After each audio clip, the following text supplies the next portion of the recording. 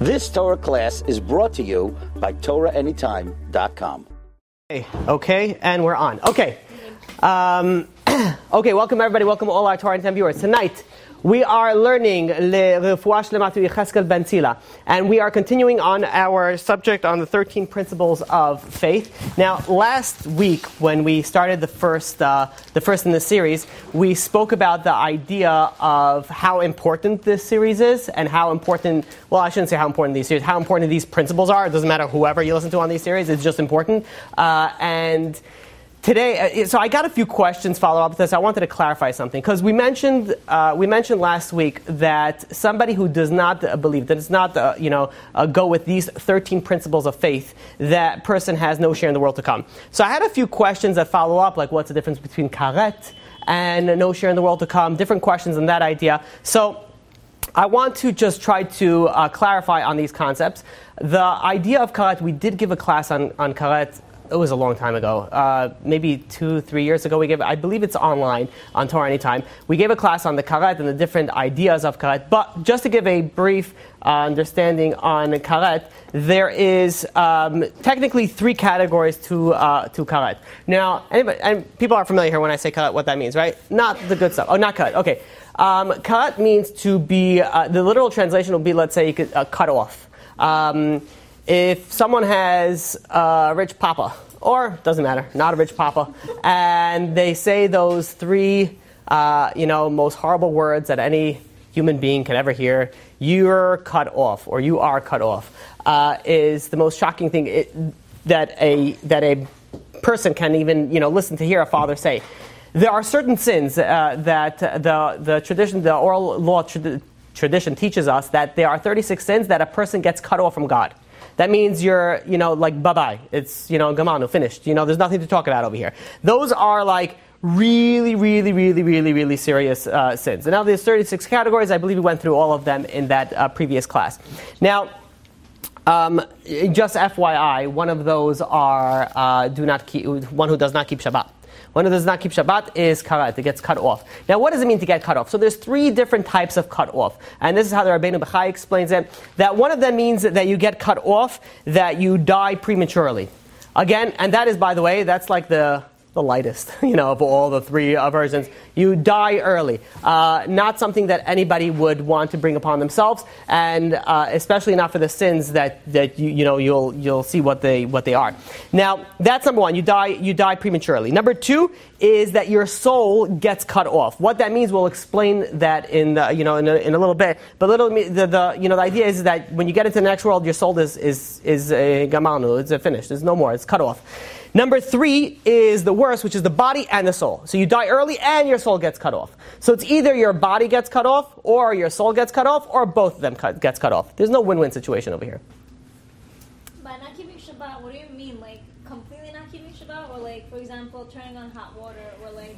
Not keeping Shabbat means, when I'm saying these sins of Karet, these are sins that if somebody violates these sins, does not do tshuva, does it intentionally, and dies like that, that person has, Karet. Now, what does that mean? Not any violation of the 39, prohibitions of breaking Shabbat, you're done. It's finished. That's why when it comes to somebody and I'm speaking to them and I find out they don't keep Shabbat, this is what I'm speaking about. And they're like, okay, well, I'm asking questions about the Big Bang. I'm like, it's like somebody who's coming in with like a chopped leg off and he's going to the doctor and be like, my head feels kind of funny. The doctor says, shush your face. I'm like, I don't care about your head right now. He says, you're bleeding out from your leg. It doesn't matter anything else. And this is why people, I don't know, when I speak to people on Shabbat and the importance of Shabbat, they're like, Rabbi, baby steps.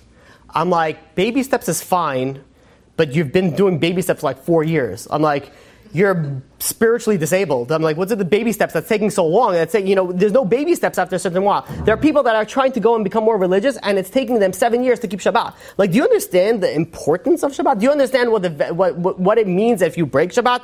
The punishment that someone gets? It doesn't make any sense. Is it really worth it to check your social media, turn on a light? Whatever it is it really worth it to go and ruin it all for that? And now it's obviously it doesn't. But what happens is there's a lack of knowledge or a lack of belief to understanding this importance of it. And that's why I really feel that in Judaism, and in fact in anything, the more important you realize something is, the more seriously you take it. But the only way for you to know how important something is if you study it. And if you don't study it, then there's no one else to blame other than you. You can't go into court and saying, well, I never knew that I wasn't supposed to murder anybody. I come from a place where it's kind of okay to do that. So it's not going to fly in court. It doesn't matter. You have to learn the rules of where you are. So Rabbeinu Chai goes and says that these are the three categories. So again, number 1, body dies young. Number 2, soul gets cut off. Number 3, body and soul gets cut off. Now, the question is asked, so what happens with these souls? What happens with these souls that get cut off? What does it mean get cut off? So you go into the next world and what, you go to the cut off section? Technically, yeah. But I'm saying, like, what does that mean that you're going to that, to that area? So the Rambam Maimonides goes and says that this person, the person who gets cut off in the next world, that means that this person dies like an animal. What does it mean dies like an animal? He has no share in the world to come. There's nothing to do with him in the world to come. Nachmanides, the Ramban, goes on and says that no, this person, what it means is that he's not able to enter the next world, but in the resurrection he will be able to be resurrected, obviously speaking that he didn't mess up that as well, because you can mess up that as well, which we'll speak about that future on the series. Fun stuff to look forward to. Okay, so no, but this is very, very important things, because if you don't know these things, this is what we're going to be speaking about today is the foundation of everything. I was thinking, I was trying to do when we first did our series about proving God, proving the Torah, I was trying to figure out, okay, well, what's the next thing that I should do on it, and this is the only thing that I had a bunch of lists that I wanted to do, but this kept on popping up, because if you don't get this, then you're done. There's nothing else to talk about. Like everything else that I speak about, it makes no difference if you miss up these 13 principles. So now, that is losing the share, that is the karet. Now, what does it mean losing the share of the world to come? Says the Rambam, losing the share of the world to come is worse than all of them. Worse than all the karet is losing the share of the world to come. Meaning that if someone loses his share in the world to come, not only does he not be able to go in the world to come, no resurrection, no nothing, the idea is also that he suffers, or she suffers eternal retribution. Again, not something that you want to do, especially for these I think we spoke about it last week about the, if you want to sin, be smart about it. We spoke about that, right? I have to be very careful when I speak about these things on camera, because there's no smart sin.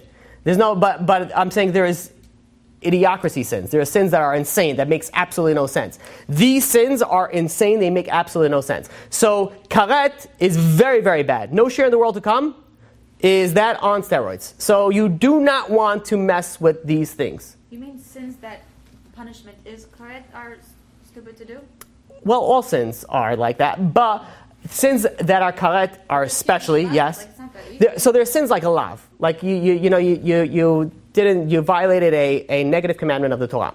So something like that, the Rambam explains in Hilchot Tshuva, is that if you do tshuva, once you do tshuva, you have Yom Kippur that's atoning for it, then you're clean. Then you're clean from it. And there's different levels of sin. Karet, even after everything, there's still there's suffering that someone has to go into. Which not keeping Shabbat is karet? Not keeping Shabbat is karet.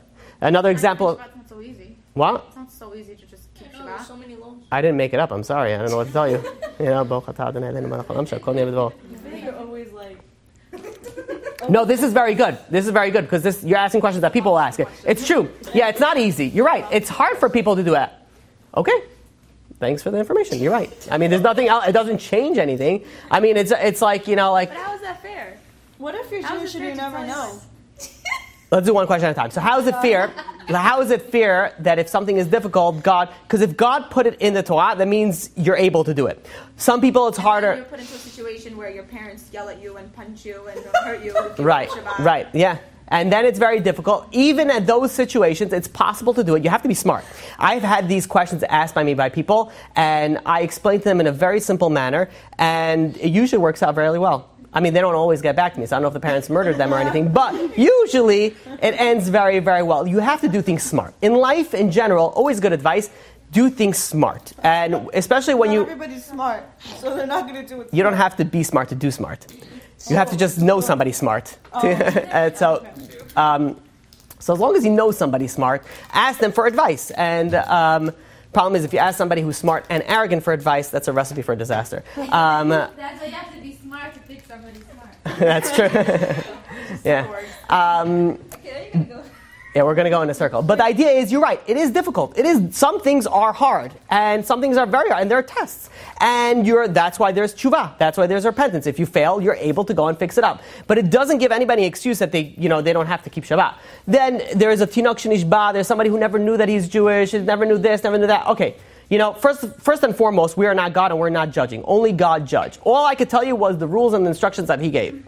But what if, that there's this thing Shabbat, but you just don't do it because you didn't know it was Karet, So that's a lack of knowledge. So the question is, what classifies as Karet? Nowadays, it's a whole, what classifies as a tinok shenishba? It's a whole class in itself, and there's a lot of rabbis that speak a lot about this idea. What considers, so let's say you live in Brooklyn, and everybody's keeping, about Shabbat. Unless you're, You're from Kentucky or something. Right, so you never heard about Shabbat, you never heard about anything, then God is not going to punish you. You never knew you were Jewish. There are people that are Jews that they never knew that they're Jewish. Their mother married, somebody, and they hid that, the mother, so the mother is Jewish, but they're using the last name McDormy, and now this McDormy guy has no idea that he's Jewish. He has an ancestry, he does New Year's, he does everything but Judaism. He never knew that he's Jewish. God's going to come up to God, and God's going to be like, well, you didn't keep Shabbat? He'd be like, what's Shabbat? He's like, you're a Jew. Like, what's a Jew? Of course, God's not going to hold that person responsible. Yeah, well, God put him in that situation. Right. And again, everybody has a reason, and God has a master plan for every single soul. And by the way, you should know that, and this is not the topic for today, even though we're on it for a while, when someone's put into a situation, let's say a non-religious environment, they're meant to be in that non-religious environment. Now, they're not meant to stay in that non-religious environment. They're meant to grow out of that non-religious environment. Not everybody passes all these tests. Not everybody passes the test, unfortunately. But the idea is that you have to go and you have to use your brains. It's just the same when you want to go and you want to be successful in life. You're going to think, I'm going to go to college, I'm going to do this, whatever it is that you think is success. I'm going to get married, I'm going to have kids, whatever it is that in your mind it spells success. You have a plan that you're going to go to. Women more so than men. It's usually written down in a binder. It's probably very colorful, but it's important. You have to have a plan. Now, just like you have a plan for this world, you for sure should have a plan for the next world. Like, how could somebody not have a plan for eternity? People are so, I get calls on shidduchim all the time. I don't know, marrying one person forever, it's such a long time. I'm like, do you know, first of all, forever, whatever, okay, I know you're healthy and everything, but it's not Hashem until 120. But do you keep Shabbat? Do you keep kosher? Do you know what forever means? If you're so meticulous and so particular on who you're going to get married, then even more so you should be so particular and so meticulous on all the Torah and mitzvot and masim tovim, everything that you do, because that's going to define who you are forever, for eternity. We don't even begin to understand the importance of that. And the problem is that we go through life with such a blurry vision on life that we completely lose it all. And it's such a shame. It's such a waste. And this is why, I don't know why we don't have more rabbis screaming about these things. I really don't understand. There should be more. There should be more people, speaking about all these things. What do you do when somebody comes over to you and doesn't keep Shabbat, is married, is dating a non-Jew, doing all these things? When I usually have these conversations with people, I'll have everything that we need to talk about, whatever it is. But I always try to put in there, you have to realize how much you're messing up right now. And, then, they could say, hey, listen, you're so strict, you're so that. It doesn't offend me. Call me strict, call me crazy. I don't care. I'm doing what I need to do. You're coming for me for advice. I have an obligation to tell you that you're playing with fire. And if I don't, then you are going to come to me after 120 and be like, I sat with you for an hour and a half. And you never told me once that it was a problem that I didn't keep Shabbat? Do you know what the obligation that is? And now, okay, so I'm in a different role that you guys are. But you have also the ability, you have people that come over to you and they speak to you. And they don't keep Shabbat and they don't do this. And you talk to them in a sense that, okay, that's nice. So what movie did you see Friday night? Oh, really nice. Which club did you go to? Oh, Baruch Hashem, very nice. I hope you have a tremendously fun time. They're like, no, I hope you have a terrible time when you're sinning against God. What do you mean have a good time? So now, chas v'shalom, I don't wish pain on anybody, but people need to wake up. And we don't want to be woken up by the bad. We want to be woken up only by the good. The good comes from inside. The good thing is that you guys are here, you're coming to a class, you're coming to a shiur Torah to learn about the good, to learn about what you need to do. Now, it's funny because you have people that speak very strictly and, people don't like them too much. It's too strict. I've never heard of somebody go to a doctor and be like, doctor, please sugarcoat it for me. Like, nobody goes into a lawyer's office and say, he has like a bunch of subpoena. He has a bunch of letters from like, FBI, CIA, I don't think he has from CIA, whatever, from the government, and be like, do me a favor.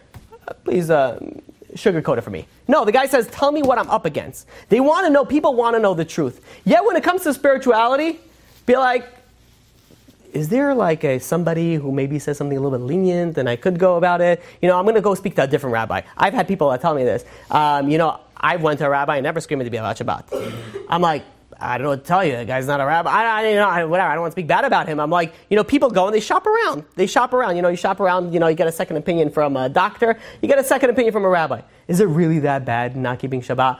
And the rabbi says, listen, it is pretty bad, but you're a good person. Right when you hear that, leave, go find another rabbi. My little, advice, for you. Any case, I wanted to do an introduction. I started doing another class, so I want to try to circle back to the topic at hand. Is it clear so far? Right? Losing the share to come, not a good thing. You don't want to do it.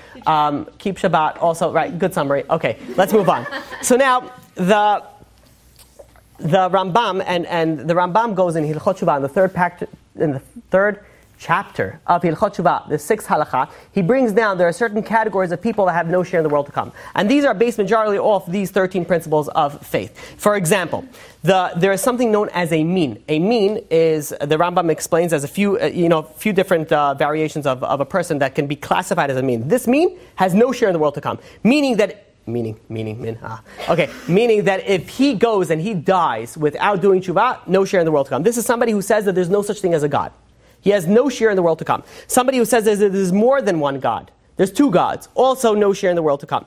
Somebody who says that God has a body, or God wasn't the first and isn't the last. There's something else in addition. So God was created. All these people have no share in the world to come. These four things that I mentioned are the sort of the introduction. Well, it's not really. It's really practically speaking, the first four of the 13 principles of faith that the Rambam brings down. So last week we spoke about the first principle of faith. Let's just do a 30-second recap, what that means, the first, and then we're going to go B'ezrat Hashem. Hopefully, I want to try to get through the second, third, and fourth today.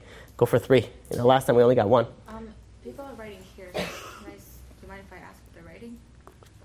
Can we do all the questions at the end from online? Is that fine? Do you want to just write it down? I'll just tell them. On the online people, we'll do please write your questions and we'll follow.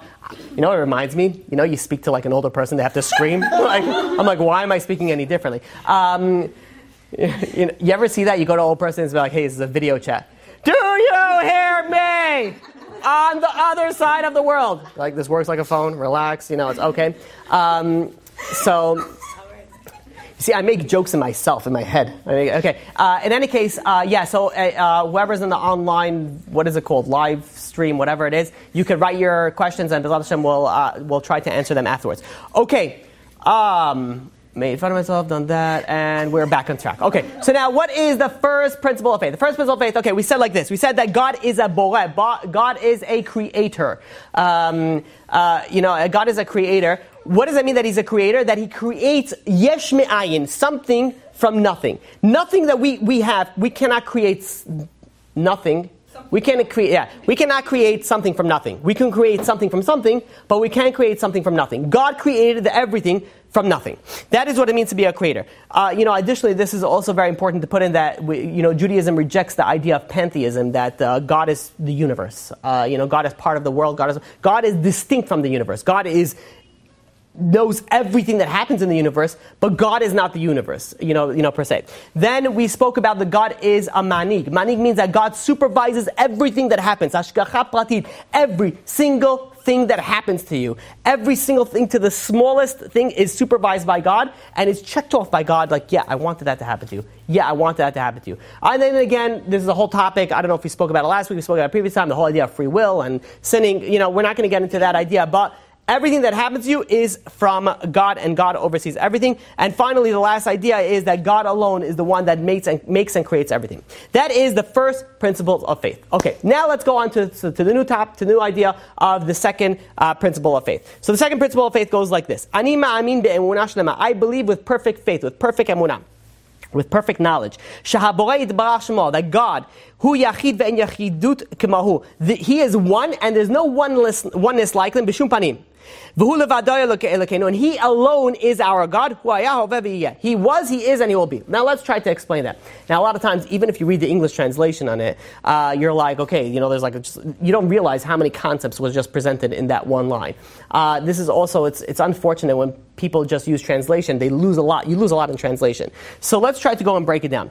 The idea over here, first of all, is that God is one. There's only one God. Where's the source for this? The source for this is in Devarim, in Deuteronomy, chapter 6, verse 4, that it says, Shema Yisrael, Hashem Elokeinu, Hashem Echad. We know that God is only one. So the question is asked, why do we have to reiterate that God is only one? What is so important about the unity, the singularity of God? Now, when we're describing God as a oneness, part of this class, by the way, is getting a little bit philosophical, so you have to bear with me a little bit. When you say that something is one, in the physical sense, even something that's one can usually be broken down into many more components of that one. When we're saying that God is one, in a sense that God is one, unlike anything else that we have is one, that is you're not able to break up that oneness. The oneness is so unique, it's so one that there's only one. There's no it's even hard to explain. I have to explain it through explanations, but it's so hard to explain it through translation. The idea is like this. When we said the first principle, we said that God, in a sense, is independent of everything. Man is not independent of everything. Man is dependent on God. But God is independent of everything. Number two is that everything that we experience from God is from God. Meaning, you have you have pleasure, you have pain, you have sadness, you have joy. You always have opposite different emotions. Everything, the good, the bad, and the ugly is all from God. You have this, we tend to think, especially because of the modern media and the way the world works, especially the Christian mentality of things, that you ever had this, you guys seen this cartoon where a guy's walking down the street and he sees a woman drop $1, and then there's like a red devil with a pitchfork and a tail, standing. I don't know where they got that, but anyways, right? He's wearing horns, right? He's probably breathing fire, and he stands on the shoulder. I don't know, and he's like, the angel. Right? And he's like, pick up the $1. Or he probably sounds something else. Pick up the $1, demonic voice, and run away, buy yourself a whatever, I don't know, dress, yogurt, I don't know, whatever you fancy, and well, not $1, because then you're shopping in the wrong places. But you see a $100 bill. Let's change the story a little bit, shall we? Spice things up. All right. You see an old woman walking down the street with that walker. Right, and she's wheezing out of everything, and she has an oxygen tank, She's also collecting charity. She has ripped clothes. We're building a situation. And then she drops a $100 bill, crumpled $100 bill. There's a little bit of chocolate on it. You think it's chocolate. Who knows? We'll see. And you're looking at that $100 bill and be like, I just lost $100. This is God giving me back the $100. Or I just gave and you're starting to think, and you're walking over there, and then that angel pops up, and he's like, the bad one, and he's like, hey, take that. And you're like, yeah, I will, high five, yeah. And then you look weird because you're talking to yourself and you're looking at your shoulder. But anyways, so you're going over there, and you go to pick down the $100 bill, and you pick it up, and you're about to put it in your pocket, and then this annoying other proof comes on your other shoulder. And I don't know, it's someone in a robe or a dress, I don't know, white, with a little halo, whatever it is, the Christians say, right? This is a Christian story, not a Jewish one. And they're like, like this belongs to the woman. She needs it. Yeah, but I need it too. I upgraded my PlayStation. There's stuff I need to do. And then there's like a conversation that goes up. Sometimes you're just listening to it, but it's these two people arguing against each other. The good one is saying, "Hey, you have to do the right thing. You have to return it." The other one says, "No, you can't return it. You have to go and you have to keep it. It's yours. It's money." You know how the Satan works. All of a sudden, everyone's a big Talmid Chacham. It's public, and you lost it, and you didn't know, and it's yours, and you really could keep it. Probably she doesn't even need it. She probably doesn't want it. She doesn't even like money. Look how she dresses. She probably wants it from me. And you're going and you're convincing yourself until finally you decide whatever you want to decide. We see this as two distinct forces. There's an evil side and a good side. By the way, while we're speaking about this, this idea, how the Satan gets somebody to do, or the devil, whatever you want to call it, gets someone to do something? It's not usually through logical persuasion. You think, okay, listen, you should really go return it to her. The way that the Satan really gets you is you pick it up and you're contemplating all these things. Now she walked 50 feet. And you know how the Satan gets you? He'll be like, okay, you're really late. It's been so far. You can't go. Let's just, we'll figure it out. We'll give it to charity or something. The way that the Satan gets you is not by saying, no, that woman deserves to die of hunger. The way the Satan gets you is like, it's late. We kind of got to go. Like you're about to leave the house. You look in the mirror. You're not so modest. Maybe you are. Maybe you aren't. Be like, it's late. I can't, we'll figure it out tomorrow, or in hell. Whatever it is. And you go and you convince yourself, you push yourself off. The Satan, instead of saying do it, don't do it, the Satan really works in a way of like, let's talk about this later. Let's talk. Let's figure this out later, not right now. What? This generation, yeah, and every generation also. I feel like, sorry. Even more? Okay. We all procrastinate. It's a problem. Yeah, we are. We are a very procrastinating generation. We're also a generation of instant gratification. Right. Oh man, and I'm also in that. You ever had this? Excuse me. You ever? Okay. You ever have this? Just being considerate. How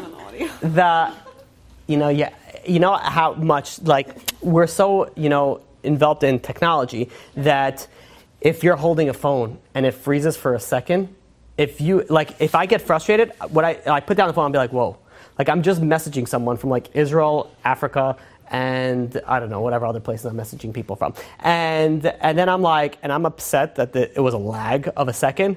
I need a breather right now. I am in a situation. And you realize, people get so frustrated. Be like, I don't understand why this is not working instantly. I want everything to stream fast now. And there's a lag. I'm like, you're watching something that's 4 gigabyte over, your phone, and you're underground, and we get so frustrated and get upset.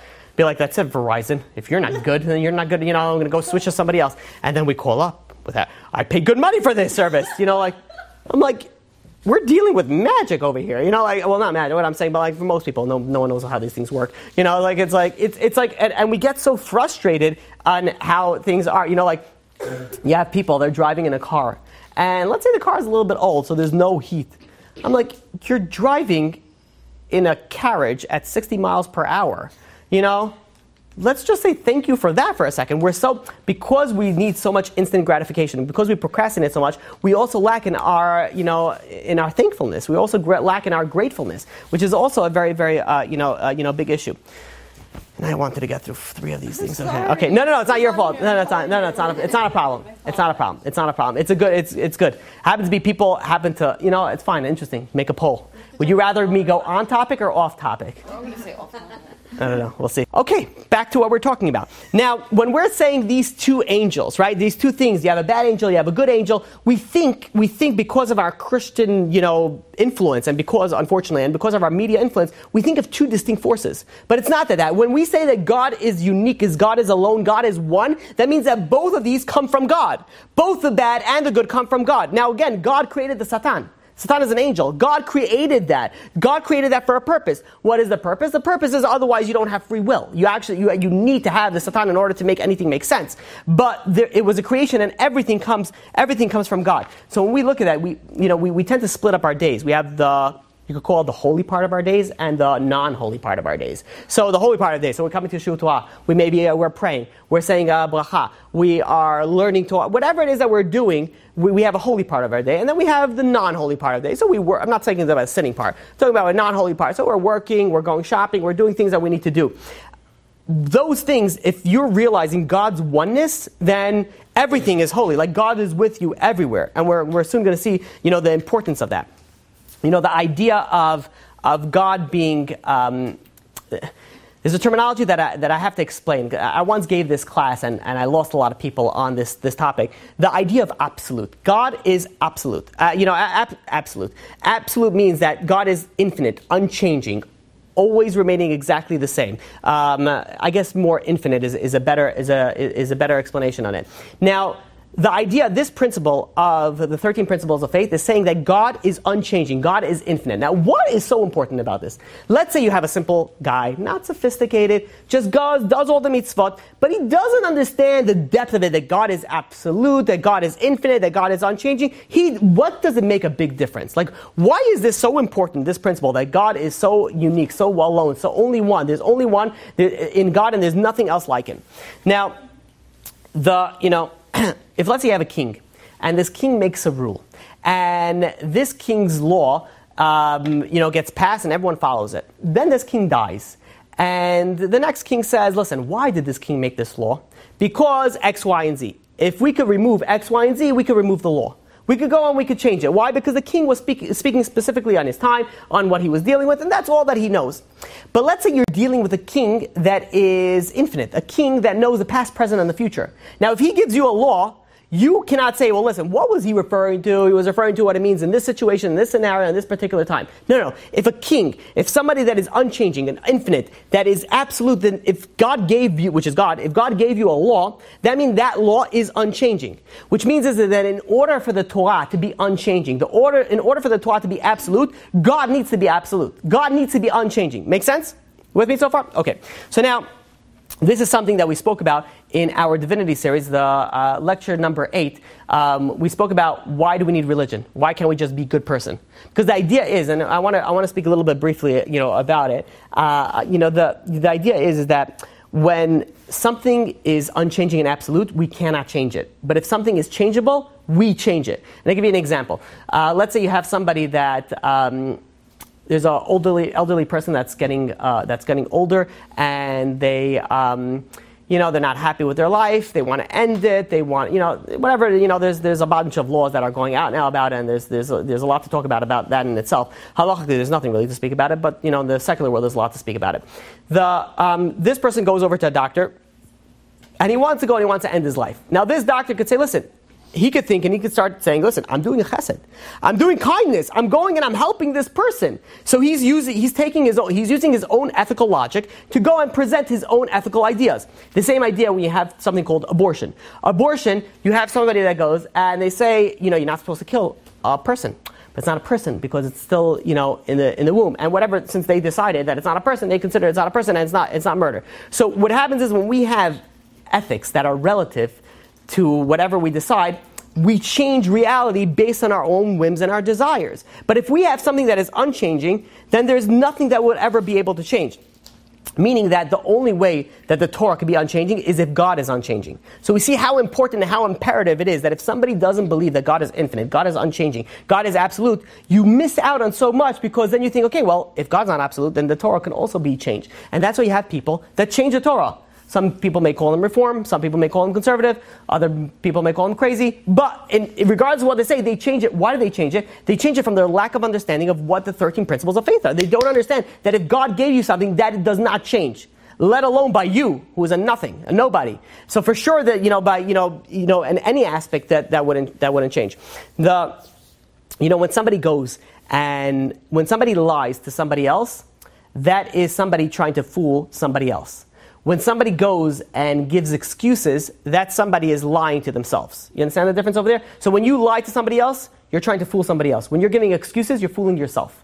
Now, when you ever heard of this idea that God is in specific zip codes? You ever heard that? People go on vacation and be like, okay, yeah, God is not in Miami, God is not in certain areas, God is not in Aruba. In Brooklyn, God, in Israel, that's where God is. But in England, God, but when we go on vacation, God is not here. We have to understand the importance of this, the absoluteness. In fact, it only took, if you look into it, you look at Hitler, that he would be the one that would be able to prove to us how important this absoluteness, this unchanging manner is actually.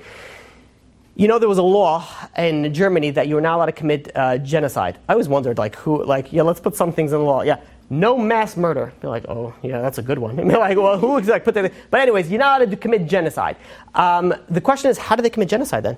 How do they kill 6 million Jews and millions of other human beings? And it's very simply because you're not allowed to kill humans. But a Jew is subhuman.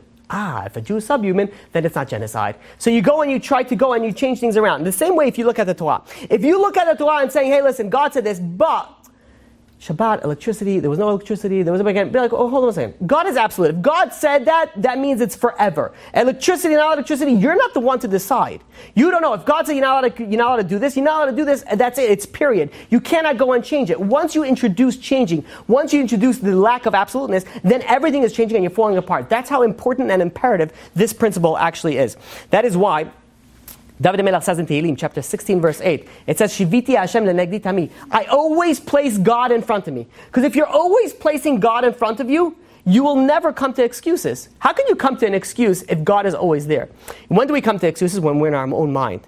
You're sitting over there and you have that $100 bill and you're about to think about it. Now imagine you have a camera crew that's just following along you because you're special, and it wasn't paid by your mother, and there's a camera crew that's following along and be like, look how she's like walking into that, and you know this, and you see the camera crew, and you're looking at them, you smile at them, you pick up the $100 bill. What are you going to do? There's not even a doubt in anybody's mind they're going to go run 7,000 miles to that old woman and be like, hey, listen, you dropped this. And be like, oh, thank you. So, listen, you look like you need more money. And you take out your wallet, and then you start giving her money. Right? You know, you give out her money, you smile at the camera, you do everything. When you see God as Shiviti Hashem lenegdi tamid, you see God always, your life is going to be a different light. Because you know that God is absolute. You know that God is unchanging. You know that God is infinite. If God is always watching over you, if God is looking at everything, you're living your life in such a different manner that you can't even comprehend, you can't even relate to the manner that you lived it beforehand. That's how important this is. Now, if God is not absolute, if God is not, then God is like, you could call God a mere superhuman. A superhuman, God is not absolute, you can evade. The president, very powerful. Can you evade the president? Yeah, you could. Many people do. You could go and get around with him. There is a necessity, there is a need that God is absolute. God is unchanging. There is nothing that you can run away from. God supervises everything. Furthermore, when we say that God is oneness, we say that God has angels, God has different methods of bringing information down to the world. Ultimately speaking, it's all from God. There's angels, not angels. We know it says in Haggadah Shal Pesach, Lo alidei malach. God didn't save you, not alidei malach, lo alidei saraf, not through an angel, not through anything. Ella kadosh baruch hu bilvado. Only God Himself went by Himself, and He saved, and He took out the Jews out of Yetziat Mitzrayim, out of Egypt. Meaning that, ultimately speaking, there's angels, there's everything else. So you think that God, like maybe there's more than one, like not more than one, but maybe there's like branches. There's like there's sections. There's not. Everything is from God. Even that God uses angels, like we explained last time, is the idea of a glove versus a stick. God uses angels. That's God putting on a glove, but it's all ultimately coming from God. That is number 2. Okay. Let's go to the third principle of faith. Let's see if we can get what we need to. Okay, this is like a challenge for me. Okay, so now the third principle of faith. What is the third? Good so far. The second principle of faith. Good. If you said no, I would have told you anyways. Wait until afterwards. But okay, third principle of faith is like this: Ani מאמין באמונה שלימה. I believe with perfect faith, with perfect knowledge. שהבורא יתברך שמו אינו גוף. That God is, there's no body. God doesn't have a body. ולא ישיגוהו משיגי הגוף. God, He's free from all anthropomorphic, properties. ואין לו שום דמיון כלל, and He has no likeness to this at all. The underlying idea of this is that God, there's no body, there's no form, there's no image of God. Now, the source for this is in Devarim, in Deuteronomy, chapter 4, verse 15. כי לא ראיתם כל תמונה ביום דיבר השם אליכם, because you did not see any image when God spoke to you. And this, by the way, if somebody goes and puts an image onto God, or thinks of an image onto God, this is somebody who has no share in the world to come. Now, obviously, if something pops up, I'm talking about somebody who says, yeah, this is how God looks. Now we'll speak about the idea, because you're not supposed to relate to God even in any image. And now it's very difficult. When you think about God, some people think of like a light. Some people, it's nothing. And we'll soon let's try to explain this, because I feel this is very important, and this is a very, very difficult concept to properly grasp. When we say that God doesn't have any body, that means that if God would have a body or anything, that means He will be limited. Because once you have a body, you have matter. Once you have matter, you're limited to time, not necessarily time, but you're limited to space. If you're limited to space, you're limited to a certain place. So that means that God couldn't be anywhere. God is not limited to anything or anywhere. So God is not a body, not in any sense of any matter. Now, let's say I say an angel. Does an angel have matter? What do you think does an angel have matter? Can you picture an angel? What do you picture when you have an angel? For sure a Christian concept, right? I don't know, maybe some sort of halo, some wings, maybe doing some sort of, stance, and be like, or doing something like this, I don't know, whatever it is that they, you go and you picture things. These are obviously incorrect. Image of an angel. What? Is there a Jewish image of an angel? Okay, well, let's not get into when I want to place things into your head. We spoke about this a little bit about demons. I've been getting questions about that for a long time. The idea when you're looking at an angel is a spiritual being. Now, if you could explain it like this, something that is material is limited to time and space. Something that is spiritual may be limited to time, but not necessarily space. But God, and this, you hear me very clearly, God is not physical, that we understand, but he's also not spiritual. We just, you have to really hear what I said. God is not physical or spiritual. Spiritual is a creation. Bereshit bara Elokim et hashamayim ve'et haaretz. In the beginning, God created the heaven and the earth. So the Chachamim, the Chazal tell us that in the beginning, God created the heavens. That means all spiritual realms. That's what God created. The earth, all materialistic realms. That's what God created. God created spirituality. When we say God is spiritual, that's wrong. God is not spiritual. Spirituality is a creation. Torah is also a creation. Everything is a creation. God alone is not something that was created. So we cannot say that God is spirituality. God is not spiritual. Now, we have to ask a question. How come, if God is not spiritual, then how come it didn't say in the 13 principles of faith that God doesn't have any physical body or a spiritual body? It should have said anything. It said he doesn't have a goof. He doesn't have a physical body. Why not say the spiritual as well? And the reason is because the consequence of if God is physical, then God is limited. If God is spiritual, God necessarily is not limited. You could say God is spiritual, but he knows everything. You could what? Doesn't the spiritual world mirror the physical world and vice versa? Yeah, but still, you could say when we say spirituality, we don't actually understand what we're saying spirituality.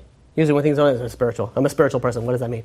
I don't know. I like talking deep conversations. So I'm like, congratulations. That doesn't mean, well, how is that spirituality? How is that being a spiritual person? So we don't understand. When we say we're spiritual, we don't really understand what that means. But the idea is that God is not physical and not spiritual. But the consequence of physical is that God, you can evade God. Because physicality you can evade. Physicality is limited to space and time, limited at least to space, so you can evade God. Spirituality, if you say God is spiritual, it doesn't necessarily mean that you can evade God. So it doesn't have the severe consequence as if you think that God is physical. But just as a FYI, God is not physical and God is not spiritual. But the main focus of the 13 principles of faith is referring to specifically the physical. This is an extra credit. Extra credit, God is not physical and he's also not spiritual. Now, the idea is that if God is not physical and God is not spiritual, then what is God?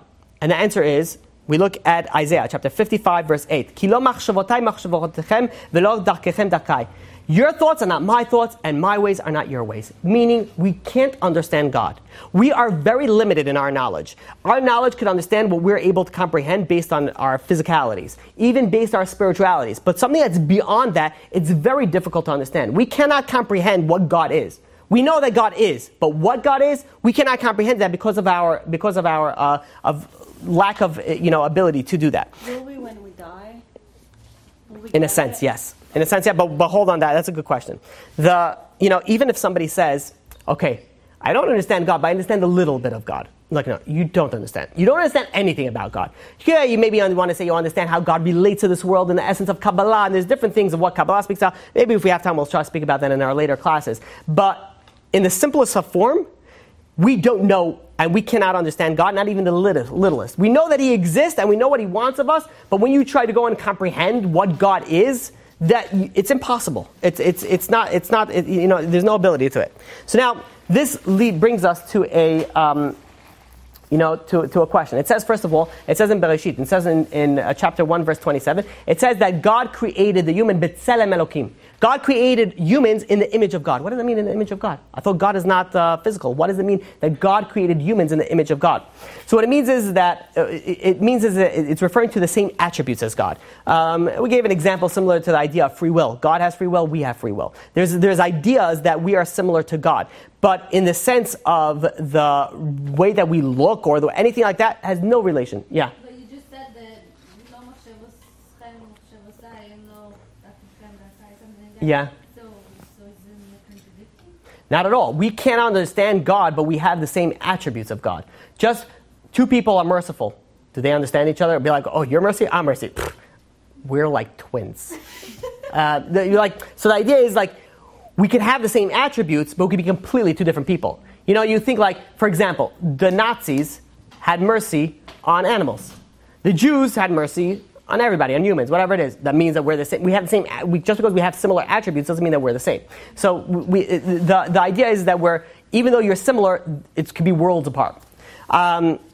Okay, now the Gemara Bachot goes and explains like this and asks a question. Gemara Bachot, page 31b, says, but I don't understand. It says that God speaks. that God walks, that God's arm, that God's strength, that God, it speaks of him at these corporeal terms, the ways that these anthropomorphic, abilities. Why does the Torah do that? If God is not physical, if God is not spiritual, then why does the Torah speak to us like God is physical and God is spiritual?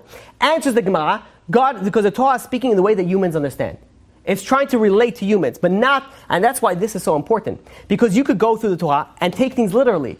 Says the Rambam, you have to be very careful on this thing, because even if you take things literally, you could be completely misrepresenting it. Just because God has strength, and God has an arm, God has an eyes, whatever it is that you think that God has, it doesn't mean that God has that. It means that we're trying to relate and try to understand God, and that's why God wrote it that way in the Torah.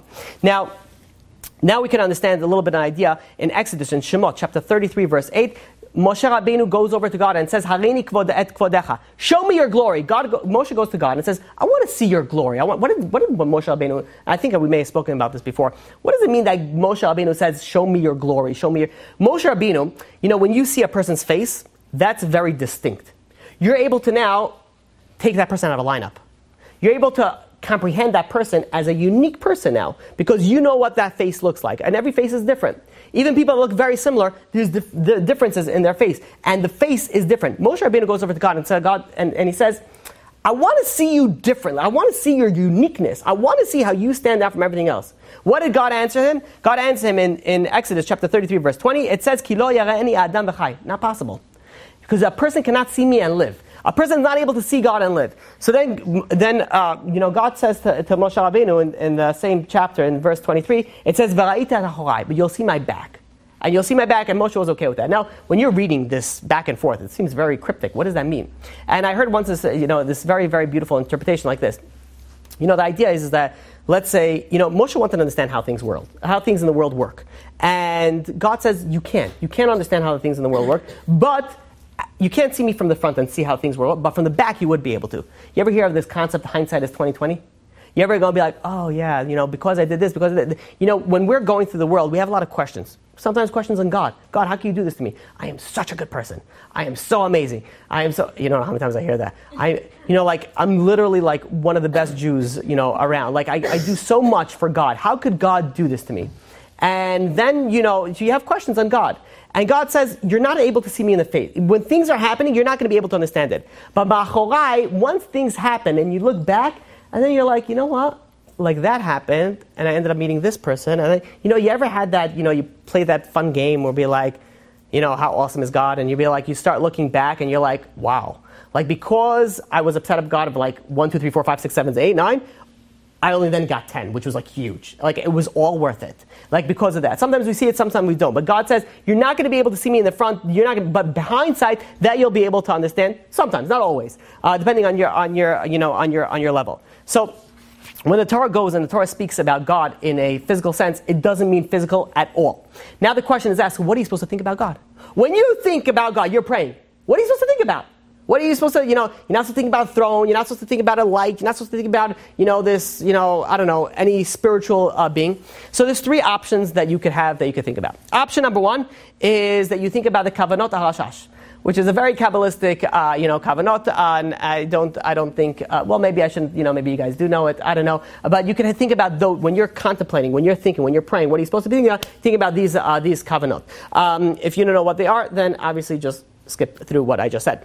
Option number 2, a little bit simpler, but in the same sense, maybe equally as difficult. You think about nothing. Now, how do you think about nothing? It's very difficult to think about nothing. This is the Vilna Gaon method. You think about absolutely nothing. When you're talking to God, you can't, which means you're not picturing anything. You cannot picture anything. That's number 2. Option number 3, if you need to picture something, you picture the name Yud-K, Vav-K, black on white. That's what you're picturing. The name Yud-K and Vav-K. The God's name in Hebrew. Which is through the Yud, and then a Hey, and then there comes a Vav, and then comes another Hey. Oh. Okay? That is God name, black white. That is what. But in all essence, when we think about God, we're not supposed to picture anything. Wait, we can't even as a power? How do you picture as God as a power? Like white?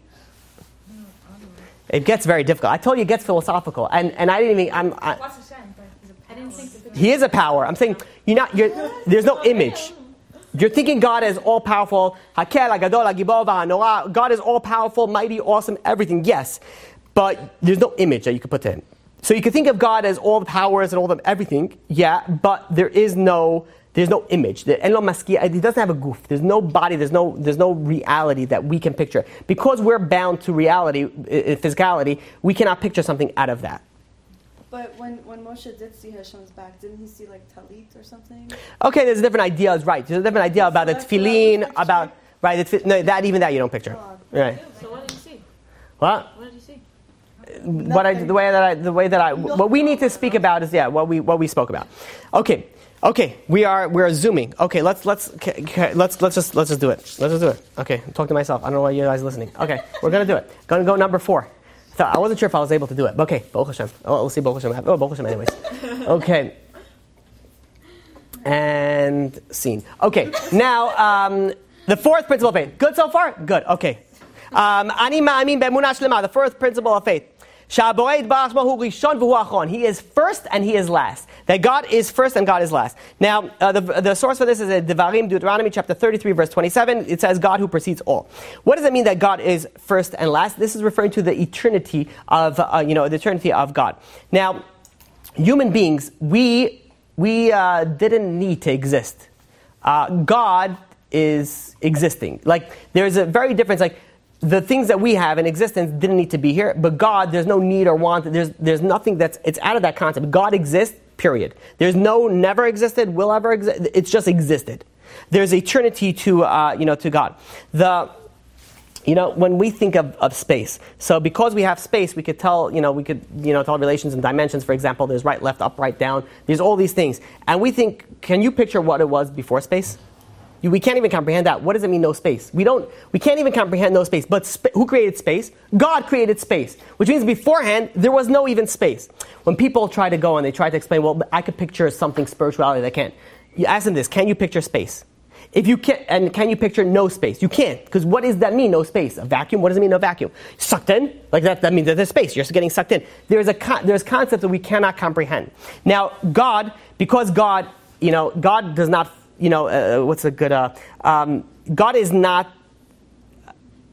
encompassed by, God is not involved in space, he is space. Maybe that's a better way to say it. One of the names of God is Hamakom, the space. What does it mean? Because God is space. There's nothing that God isn't. God is everywhere.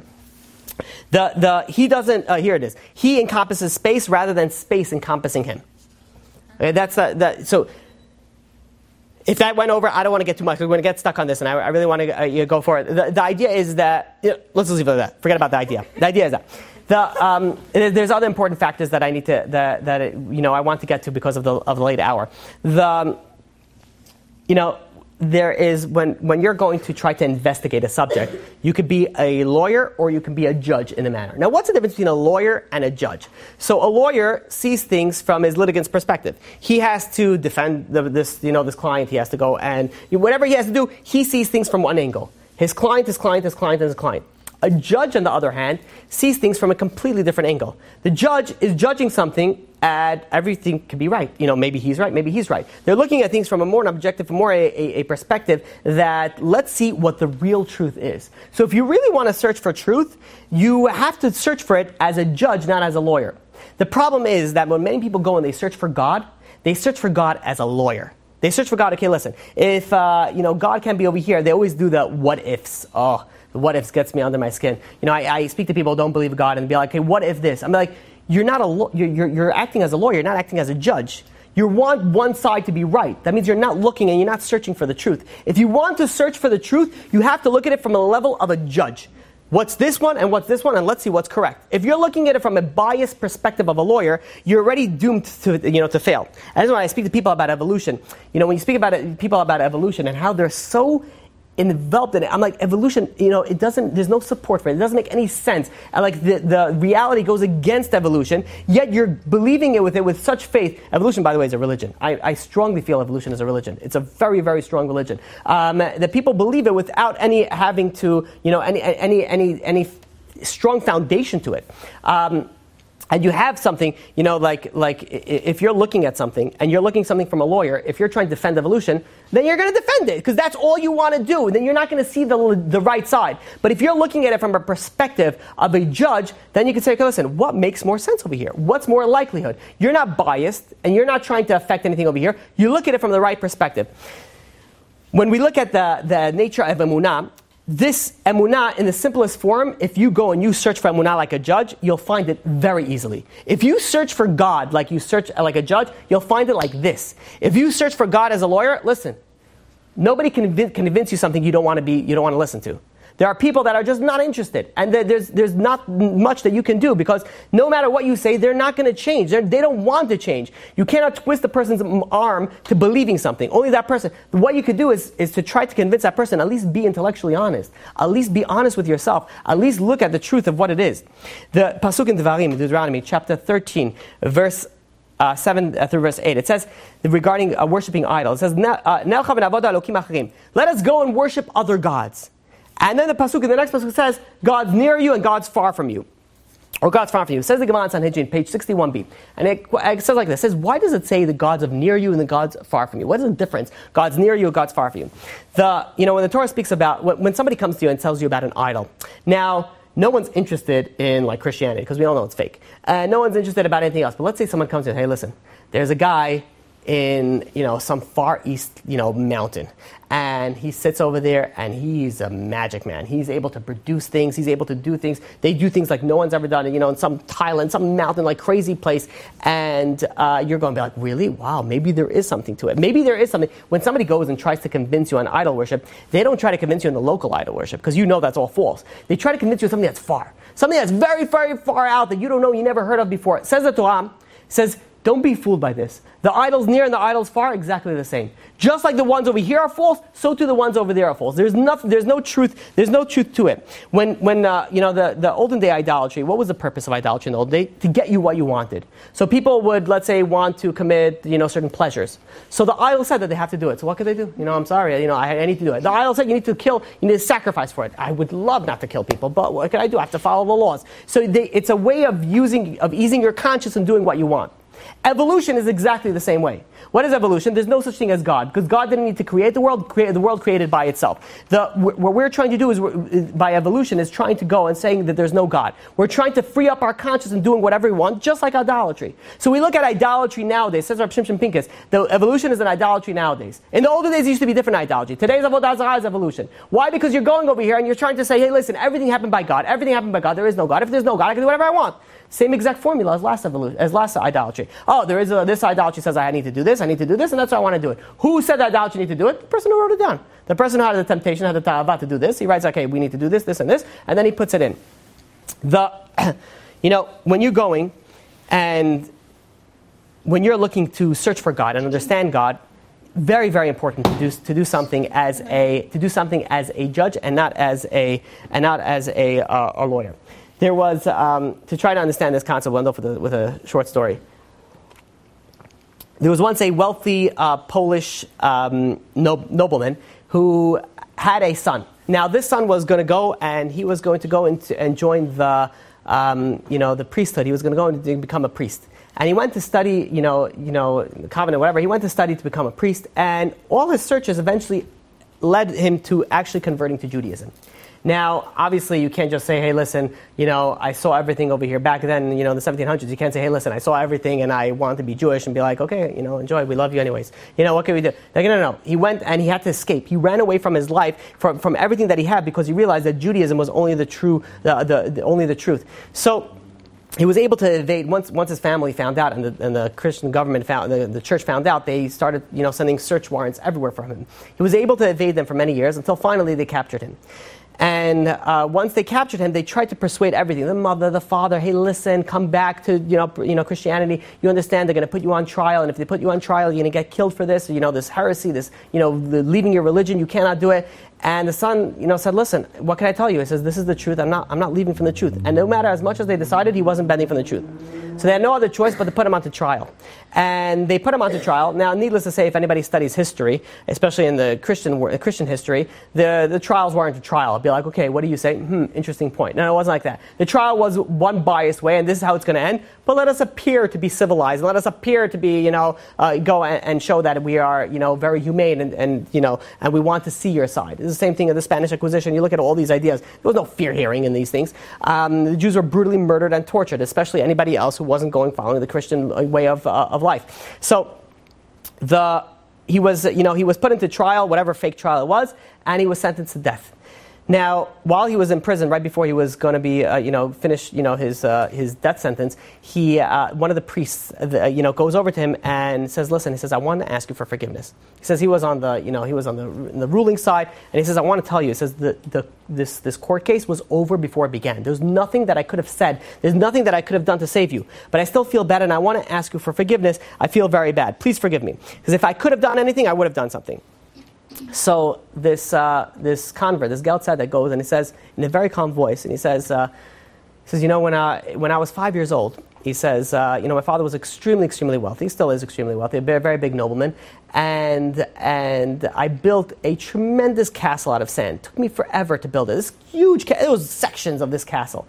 And one of my father's advisors were walking past by this castle, didn't see it, and he just knocked over a whole northern section of my castle. And I got so angry. He says, I was 5 years old. He says, I got so angry at this guy that I wanted to destroy this person. And he says, I knew that I was I was the favorite of my father. And if I wanted to, I could have watched this guy rebuild my whole castle. I could have made him do that, 5-year-old. And he says, you know what? Even if I wanted to, I could have had him fired for that. And I would have got him fired for that. And he said, but I was very angry. He said, I didn't want to go with my father for that. He says, I wanted to get true revenge. He says, I'm going to wait till I am fully in power of my father's possession, and then I'm going to take full revenge on this guy for destroying my castle. And says this Geld Tzedek, says this convert to this priest, and says, by the way, that was a long time ago. I was 5 years old, and I still remember it vividly. He says, but now that I'm older and I'm more mature, and I'm thinking, am I really going to go and punish this person over a sandcastle? What's a sandcastle? It's nothing. It's a joke. It's a sandcastle. Now, but it still remained with me. It still bothers me to this day, like what he did. But I realize how infinitely small what is a sandcastle? Who cares about the sandcastle? He says, he goes over to this priest, and he says, I'm about to leave this world. And he says, putting things into perspective, he says, this world is an imaginary sandcastle. All right, you're going to do this, you're going to do that. Like, I know when I get into the next world, everything is going to become clear that all this is nonsense. He says, you think I have time to have anger towards you because of what you did? You think I have time to harbor hatred towards you because of what you did? This world means so nothing. This world is absolutely nothing compared to the next world. It doesn't even matter. He says everything doesn't matter. You have to put things in perspective. When we look at life, every decision that we make in our life makes such an impact, not only on us, but on all our people surrounding, and also all our children surrounding. You know how many classes that were created that I've been involved in, me, myself personally, that were created because one person decided to create a class, and he changed the life, or she changed the life of 30 people around them, 40 people around them. And not only there, and also their children and the children's life. We have the ability to change so much, but in this world, nothing matters. But you're changing for the next world. Every action that you do, if you decide to keep Shabbat 100%, you're not changing only the Shabbat, you're changing infinite worlds in the next world. This world means nothing. If you're changing the way that you live your life, you're changing not only you, because other people see you, your friends see you. There are people that have become religious because their friends have become religious. There are people that, became closer to God because they've seen that when a person comes closer to God, it becomes a better person. You change so much, but this world doesn't matter. It's the next world that matters. And every change that you do in this world makes an infinite amount of change in the next world. When we're going, the way that we raise our kids, the ways that you put your kid in front of the TV, you put a kid in front of a movie, and this is how you put them in front. You say, okay, listen, it's Sunday, let's go to the movies, let's do this. And you think, okay, it's a PG movie. But you're presenting an idea that's going to change this kid forever. This kid is going to be like, okay, it's a PG movie, but I can watch it now. When I get older, 13, PG-13. When I get older, that's an R. It's a lifestyle that you're showing and you're guiding the people. We don't realize that our effects affect not only us, but affect everybody else around us 100% times more than our children. The crazy thing is that we have to understand that this world is nothing, but the next world is everything. And everything we do in this world goes and just shows us what we're going to have in the next world. The craziest idea is somebody going and not thinking about this. And not putting this into perspective and thinking about what's going to be with me in the next world. You're here for 120 years? What's going to be with it? These 13 principles of faith are so fundamental to Judaism that if you mess these up, you're messing up your whole next world. Your whole next world is done. There's nothing to talk about. But even more so, when we could take that one step later, above and beyond that, is that everything that you do in this world is going to affect your next world.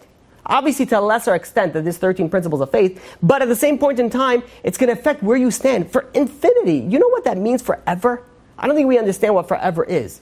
Somebody who's picky on deciding what shoes to buy, what phone to buy, what anything to buy, think about what that means that you're going to be in the same situation forever. Like you can't even comprehend it. Okay, let's do all the questions. Questions online. What we had a list of stuff? Someone said, what was it? Didn't you write it down? I think she said, can't you still be a good person Without keeping Shabbat. No. Oh my gosh. That Next was question. No.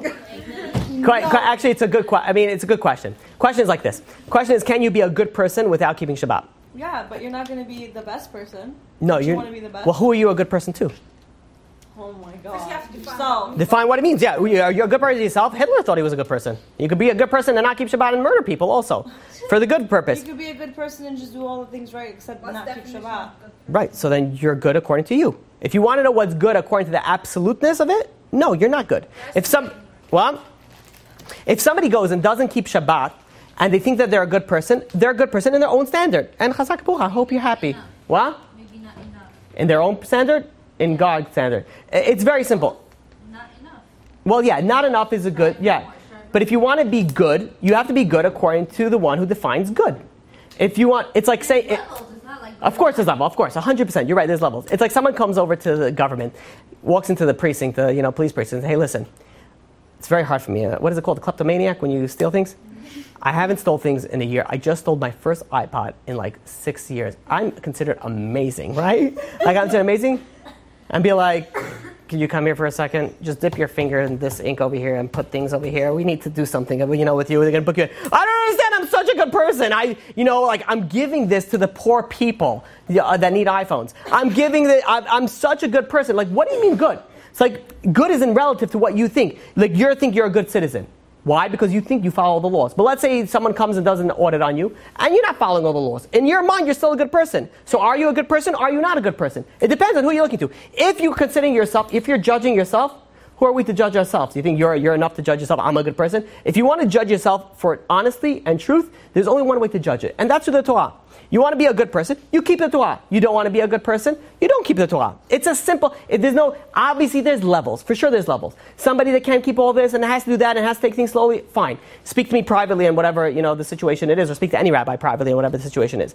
But if you want to know this straight up, clear-cut answer, you want to be a good person, you listen to God who told you what it means to be good.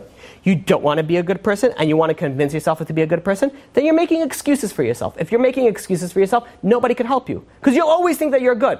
And as harsh as this sounds, I'm not sorry because this is the truth. This is the hard truth and you need to know this. People need to understand this. That if somebody, and it doesn't only go on Shabbat, anything that you're violating of the Torah, you are going against the Torah. You're going against God. Whatever the situation is.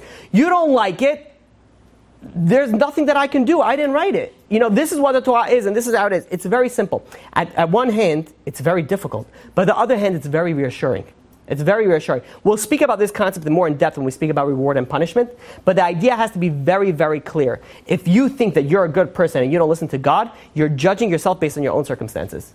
And if you're judging yourself, then I'm not, God forbid, ever comparing you to Hitler. God forbid, and I have to say that in between. But Hitler thought he was a good person also. And you think you're a good person. Obviously, 2 billion worlds apart. But the concept remains the same. The concept means that you're judging yourself. If you're judging yourself from an abstract, not an absolute place, then who are you to decide? Nobody really is a good person because nobody's perfect. A good person? No. Oh, excellent question. So can anybody be a good person? How can anybody be perfect? Excellent point. And the answer is, we have to do what we can. We have to try. And we will mess up. It's human nature that we will mess up. We will fall down. But that is what tshuva is there for. When we fall down, we get up. And we get back up again. If we keep on falling, then we keep on getting back up again. Just because you did a bunch of sins in your past and you're doing tshuva, that means that you're a good person. Because you're following your right path. Okay, it's always a struggle. Life is a struggle. Life is not always easy. Life, you have the difficulties between up and down, up and down. You're trying hard, you're falling. You're trying, you're falling. That doesn't mean that you're not a good person. You're trying. That is the important part of it. Rabbis have different interpretations about what's okay on Shabbat. If I follow what my rabbi says, but another says it's wrong, am I held accountable to that? Oh, it's a hard question to ask. The question is like this for whoever needs to. If, let's say, there are different interpretations of, first of all, it's a very vague question. It's a very difficult one. It's an excellent question. Very hard to want to answer. The question is like this. Let's say somebody goes over to one rabbi and he says, am I allowed to do this on Shabbat? And the rabbi says no. And then he goes to another rabbi and says, am I allowed to do the Shabbat? And the rabbi says yes. Now, there are certain things that one can be more lenient than others. And that's why, in general, the rule of the thumb is that you don't shop around. You have your rabbi, and you deal with your rabbi. You have your halachic rabbi that you ask all your halachic questions to. Whatever he says, whatever you goes. This way, you're not shopping around. Yes, there's always like, these are minor instances. There's not like, okay, if one rabbi says you can't drive on Shabbat and one rabbi says you could drive on Shabbat, one rabbi is not a rabbi and one rabbi is a rabbi. So there's no two things. But if there's something that's a very minute, different, idea, can you do this? Can you do that? I don't want to give examples because I don't want to open a wormhole. I have a few examples in my head, but I don't want to. I'm specifically not saying any particular examples, but something that there is leniency that you can go. So this is something that you have to go according to your own rabbi, because your rabbi knows your level, knows your ability to do it. If you need a leniency on certain times, the rabbi that you know will be able to say, okay, listen, if you need it on certain times, you need it over here. And again, these situations are not common. These are very rare situations. The majority of things, there's no like leniencies back. Everything is black and white. There are minor things that are that there are leniencies that you can use or you shouldn't use, depending on the extenuating circumstances or not. So those things that you have to, it's better not to shop around. You're not supposed to shop around. But if you do need a leniency, you speak to your rabbi with all honesty and say, listen, I'm in this particular situation. This rabbi said this. Can we go according to this rabbi?